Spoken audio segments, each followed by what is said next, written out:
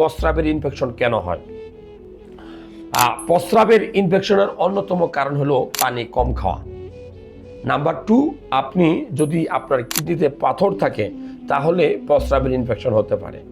Number 3, আপনি যদি অনিরাপদ যৌন মিলনে লিপ্ত হন, খুব গুরুত্বপূর্ণ, অনিরাপদ, আপনার হাজব্যান্ড ওয়াইফ ছাড়া, আপনি ধরেন শহরে থাকেন, আপনি বিদেশে থাকেন, কোনো কারণে যদি আপনি অনিরাপদ যৌন মিলনে লিপ্ত হন তাহলে আপনার প্রস্রাবের রাস্তায় ইনফেকশন হতে পারে। ছেলেদের তুলনায় মেয়েদের প্রস্রাবের ইনফেকশনের রেটটা বেশি। কিন্তু কেন আমি বলি, মেয়েদের প্রস্রাবের মূত্রনালী এবং ছেলেদের মূত্রনালী এই দুইটার সাইজে পার্থক্য।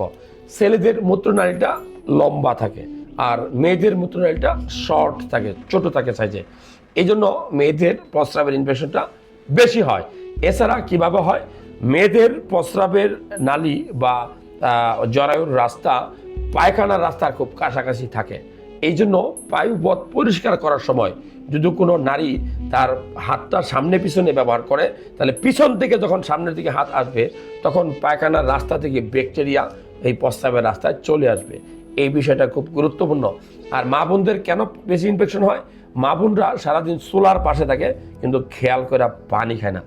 এই যে খেয়াল করে পানি খায় না, এটা কিন্তু প্রস্রাবের ইনফেকশনের অন্যতম কারণ মেয়েদের ক্ষেত্রে।